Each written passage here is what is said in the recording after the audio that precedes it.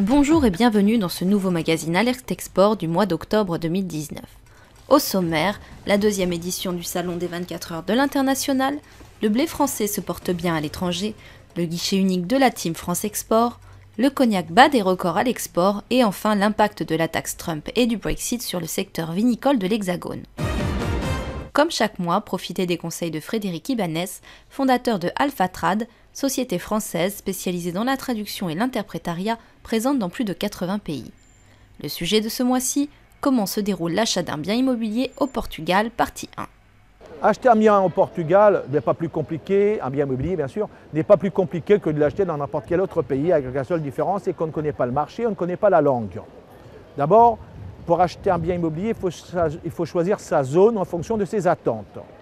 Le nord du Portugal est avantageux pour les gens qui ont des revenus bas, qui aiment la montagne, qui aiment la nature.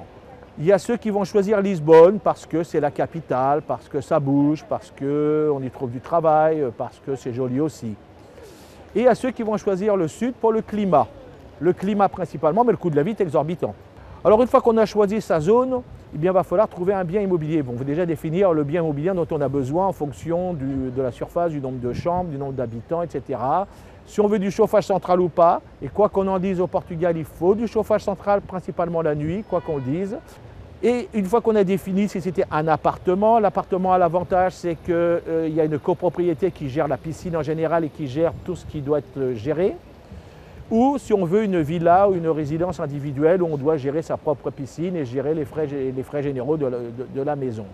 Une fois qu'on a défini exactement son cahier des charges, on peut appeler ça un cahier des charges, il faut trouver un bien.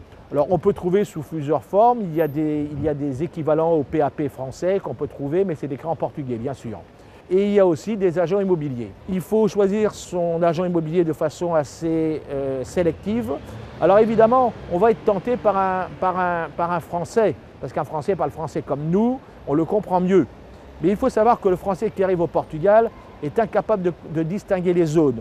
Il y a des zones, ce sont des quartiers qui ne sont pas recommandables, il y a d'autres quartiers moyens, puis il y a des quartiers dits nobles qui sont réservés à une élite de gens qui veulent un environnement différent.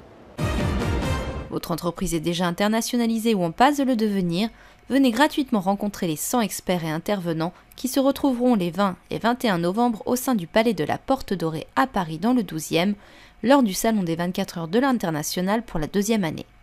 Au programme, 65 conférences, 6 destinations à l'honneur, Afrique, Brésil, Chine, Japon, Martinique, USA, des solutions proposées par des experts comptables, des avocats, des banquiers, des coachs, pour finaliser votre projet et faire les bons choix, pour monter votre société à l'étranger, la financer, mais aussi pour recruter, animer, former et gérer vos collaborateurs déjà expatriés au sens littéral du terme ou en passe de le devenir.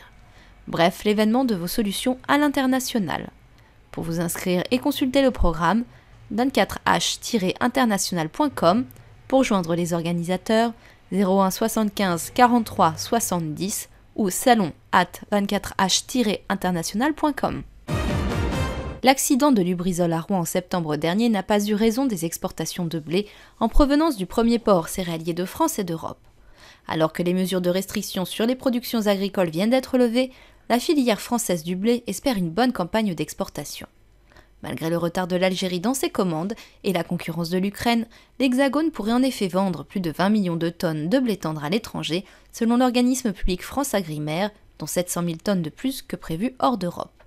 L'Afrique de l'Ouest a par exemple repris ses commandes, avec près de 442 000 tonnes de blé tendre début juillet, le double de l'an dernier, et la Chine a déjà acquis 144 000 tonnes contre 0 à la même période en 2018. Autre bonne nouvelle, la demande pour les exportations françaises de blé dur, celui des pâtes et de la semoule, est également en hausse en Italie, en Tunisie, au Maroc et en Turquie. Le Canada, numéro 1 mondial, n'ayant pas de quoi fournir cette année.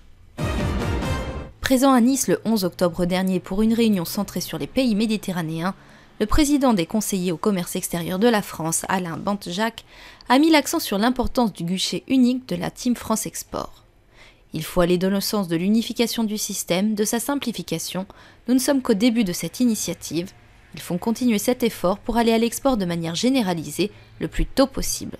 C'est la réforme du commerce extérieur la plus ambitieuse, a estimé M. Bantjac, interrogé par la Tribune. L'autre axe majeur du moment pour les conseillers au commerce extérieur, le renforcement de leur présence au sein des incubateurs d'entreprises et accélérateurs de start-up. À la hausse depuis 5 ans, les ventes du cognac à l'export battent des records.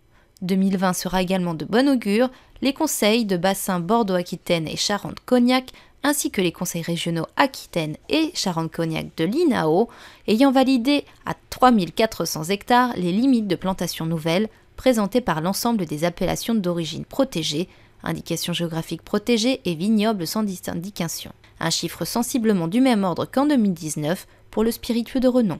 Si le marché nord-américain porte 46% des exportations, plus particulièrement les États-Unis, avec 94 millions de bouteilles, il faut savoir que le cognac, à l'inverse du vin, est épargné par les taxes douanières américaines de 25% qui ont commencé à s'appliquer le 18 octobre dernier.